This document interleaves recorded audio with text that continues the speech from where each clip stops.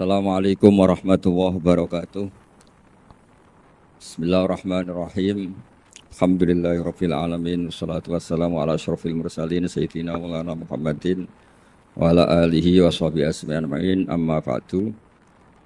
Yang kita hormati bersama guru kita bersama Kiai Haji Abdul Wahab Maimun, semua keluarga besar Mbah Maimun, Sofur, Neng Nadia, semuanya kita hormati, dari Pertamina semuanya, wonten Mas Ari, wonten Mas Solikin, Mas Latif, semuanya saya hormati. Saya sebetulnya sudah 3 tahun yang lalu sering dimintai ngaji sama Pertamina, dan karena saya sudah daftar jadi resi, tengok-tengok di rumah itu sudah nggak mau ya. Alhamdulillah Pertamina punya cara yang agak nggak benar itu, memanfaatkan Gus Sofur ngundang saya. Semoga Allah memaafkan. Itu otak politiknya masih jalan. Tapi alhamdulillah semoga ini kesalahan yang dimaafkan Allah Subhanahu wa taala. Karena politik itu penting. Dulu itu ada orang berdoa di depan makam Rasulullah sallallahu alaihi wasallam. Itu doanya itu agak mengganggu, agak menteror. Ya Allah, jika saya jadi orang baik, maka yang senang ini kekasihmu, yaitu Rasulullah Shallallahu Alaihi Wasallam. Tapi kalau saya jadi orang jelek, itu yang senang musuhmu, yaitu setan. Monggo terserah, jenengan mau menyenangkan kekasih jenengan atau menyenangkan musuh jenengan, monggo. Itu kata Allah, ini agak repot. Intinya terus, ya sudah kamu jadi orang baik saja, biar kekasih saya senang. Jadi kadang-kadang hubungan dengan Allah juga harus pakai politik gitu. Jadi in kuntu sholihan surra habibuk. Kalau saya jadi orang soleh maka yang senang kekasihmu. Kalau saya jadi orang jelek yang senang itu musuh engkau. Terserah jenengan sebagai Tuhan milih mana, menyenangkan kekasihmu atau menyenangkan musuhmu. Jadi kadang-kadang dalam dunia ngaji itu juga harus ada akal-akalan gitu. Saya berkali-kali jadi korban. Sebetulnya saya senang uzlah itu bukan karena apa-apa. Satu, iktifa dengan kiai yang sudah ada. Kedua, ya bapak saya itu namanya Kiai Nur Salim, itu punya bapak namanya Mbah Nur Sam. Sepuh-sepuh itu memang uzlah. Mungkin faktor gen. Jadi saya membatasi sekali. Tadi neruskan ngajinya Gus Sofur, saya disuruh agak lama, tapi bukan lama, agak lama itu ya 15 menit. Sambil nunggu Gus Idror.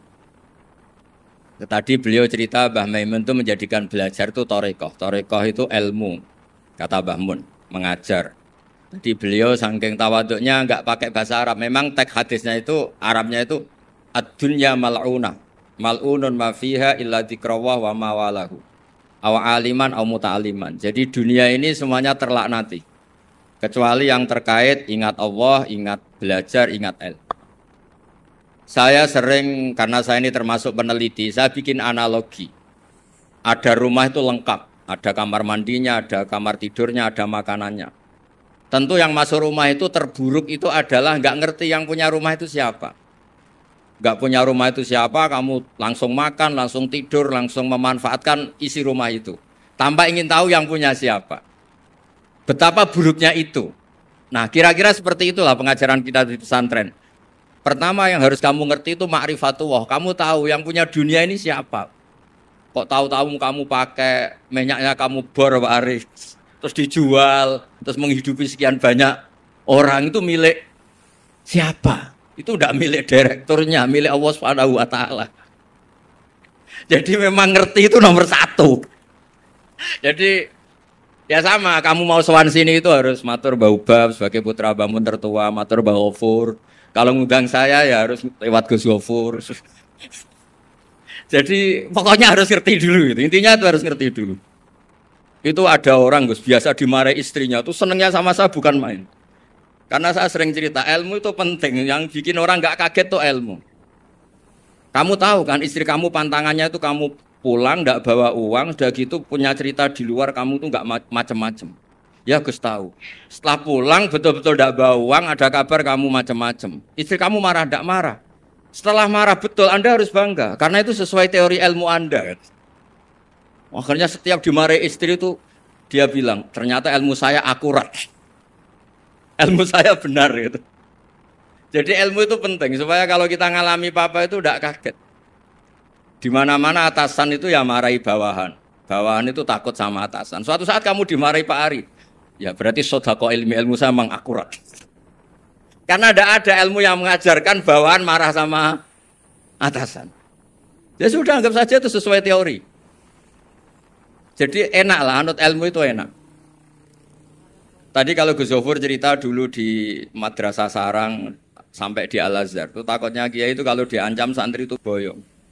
Memang ketika saya ngaji sama mas saya Sarang termasuk sama Mbak Ubab itu masyhur itu. Kalau ada orang nggak naik kelas, itu kiainya diancam saya naik atau kembali ke terminal. Itu kiai biasanya takut. Itu cerita terkenal. Ternyata di Al-Azhar sama. Tadi ada anak Thailand nggak hafal 8 juz, bawa tiket Gus. Saya pulang ke Thailand nggak jadi orang, Pak dosen yang dosa. Lulus. Lah itu di cerita-cerita yang diceritakan Said Muhammad termasuk di Abu Abul Farad juga gitu. Ada orang tuh dosanya banyak sekali, kesalahannya banyak sekali. Sampai diceritakan itu kesalahannya digelar itu tis'atan wa tis'ina sijillan. Kullu sijillin maddul basor. Jadi dokumen kesalahannya itu 99 bok kotak, per kotak itu sepanjang mata melihat. Sampai orang ini putus asa karena pasti masuk neraka. Tapi kata Allah, kamu tenang saja. Dan Allah itu sangat, ya kalau boleh dibahasakan itu sangat fair.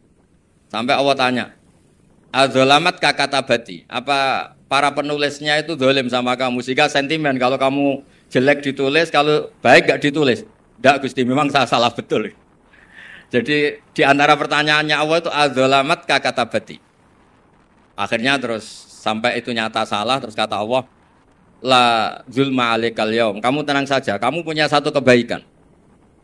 Terus Allah mengeluarkan satu kotak kecil. Terus kata orang itu, sudah Gusti, gak usah, gak penting. Masa 99 box dilawan kotak kecil. Tapi di situ isinya itu kalimat la ilaha illallah Muhammadur Rasulullah. Ketika malaikat disuruh nimbang sama, coba timbang kesalahan yang sebanyak itu dengan hadil kalimat. Fatosat as-sijillat. Ternyata yang menang itu kalimat la ilaha illallah, yang ini salah, gak diabaikan. Itu terus kata hadis terakhir, fala yaskulu ma'asmillahi ta'ala sayun. Dibanding kalimat ini semuanya itu gak ada artinya. Karena kira-kira logikanya gini, malaikat bisa diteror sama Allah. Kamu berani ngabaikan nama saya.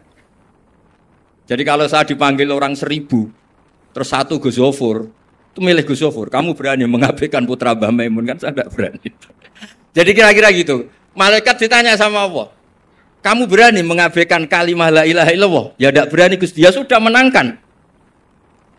Jadi intinya itu penting sekali kalimah-kalimah thayyibah la ilaha illallah Muhammadur Rasulullah, sujud tadi yang diajarkan Gus Zofur. Apalagi tahajud, terus dilihat anak, katanya seneng sekali. Ternyata bapak saya ahli tahajud. Kalau nggak dilihat ya diceritakan Gus bagian. Tapi apapun itu supaya analogi ya, agama itu dimulai diantaranya selain Quran, hadis, ijma itu kias. Kias itu analogi. Ya kayak tadi, kamu masuk rumah, di situ semuanya lengkap, fasilitas lengkap. Kamu pakai aja tanpa terlintas tahu yang punya itu siapa, yang mengizinkan itu siapa. Betapa buruknya itu. Sama betapa buruknya kita nikmati alam raya ini kemudian tidak tahu yang punya siapa. Nah, mengerti itu disebut ma'rifatullah. Sehingga orang yang tidak ngerti itu termasuk dalam riwayat tadi ad-dunya mal'unatun mal'unun ma fiha illa dzikrawah wa mawalahu au aliman au muta'aliman. Nggih niku ngoten mawon nak kata-kata sing bingung mboten kula tok, jenengan luwih bingung. Mergo napa nggih? Repot kabeh lho. Ilmu nak kakean repot. Kula mawon repot malah jenengan repot. Soale tak janjeni swarga ngoten mawon kersane seneng. Wau jare Gus Gofur ngoten.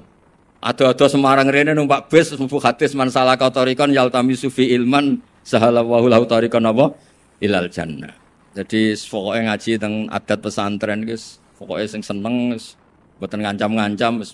Wong ni wasiate bapak kula. Bapak kula sering cerita, wong ning omah diamuk bojone utange akeh, ning tempat ngaji diancam neraka. Dadi ning omah diancam, ning tempat ngaji diancam dari min jahanam ila jahanam. Kata bapak saya, pokoke ngaji ku sing seneng. Alhamdulillah, guru saya juga guru bapak saya, Mbah Maimun tuh kalau ngaji ya guyon. Sampai pernah beliau cerita, Aku tahu disalahno wong ngaji kok guyon terus. Dewe Bamun lucu. Mergo aku wis iso maca, cara rapati iso ya ora iso guyon, mergo wis meruntus roh kitab iku. Mas kok mikir tertibe piye wis meruntus. Ora kober apa? Guyon. Supir nampun ahli kan santai mau guyon, nak latihan kan tegar.